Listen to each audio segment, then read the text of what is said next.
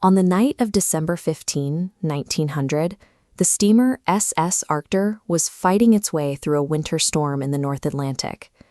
As the captain looked for the familiar flash of the Flannan Isles lighthouse to fix his position, he found only a total, localized darkness. It took 11 days for the relief ship Hesperus to reach the island. The crew expected to see signal flags flying and the keepers waiting at the landing stage. Instead, they were met by an empty flagstaff and a shoreline that remained completely silent. The Northern Lighthouse Board operated under a code of absolute discipline. To leave a lighthouse unlit and unattended was a catastrophic violation of protocol that simply did not happen in the professional service. For 3 veteran keepers to be absent while their lamps sought cold suggested a total collapse of the station's function. It indicated the men had been displaced by a force that left them no opportunity to follow their training.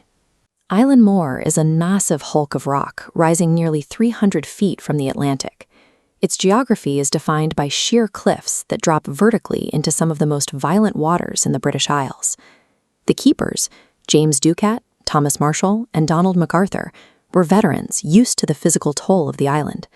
Their daily routine involved using heavy crane systems to haul survival gear and supplies up these precipitous rock faces. They were the guardians of a state-of-the-art 140,000 candle power light, a massive assembly of concentric glass rings designed to be seen for 24 miles. These were highly trained professionals equipped with the best engineering of the day, and yet they were overpowered by a physical reality the lighthouse service had not anticipated. Joseph Moore, the relief keeper, rowed ashore and began the climb. He ascended the 160 stone steps carved into the cliffside, approaching the lighthouse compound with a heavy sense of foreboding.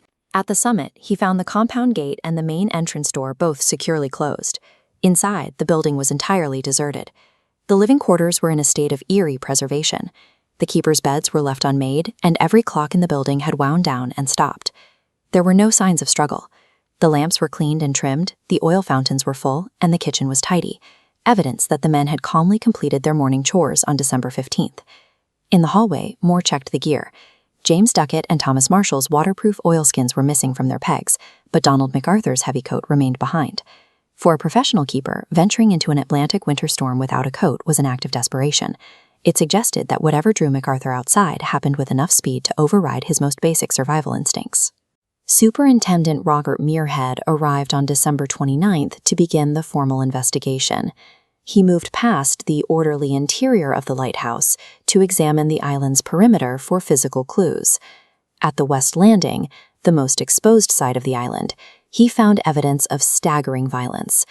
Massive iron railings were twisted out of shape, and a 1-ton stone shifted. Remarkably, a heavy wooden rope box was ripped from its secure bolts. This box was located 110 feet above sea level. Damage at this altitude redefined the nature of the disappearance. The investigation shifted away from the psychological and toward a catastrophic oceanographic event that had reached far higher than anyone thought possible.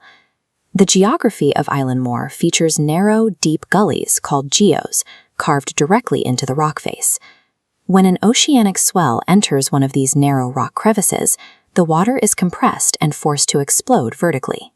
This creates a powerful jet of water, capable of reaching the heights where the mooring box was bolted. While Muirhead called this a large roller, modern science identifies it as a rogue wave. Satellite data now confirms that 80-foot waves are a verified reality in the North Atlantic, matching the destruction found on the island. The reason the men were near the edge in such conditions may have been financial. Records show Thomas Marshall had previously been fined for losing equipment. Faced with another fine, he and Ducat likely risked their lives to secure the mooring ropes. This points to a fatal chain reaction. A desperate attempt to protect their livelihoods ended in a blindside ambush by a compressed wave that swept all 3 men into the deep Atlantic. Decades of folklore have added sensational details, but the records tell a different story.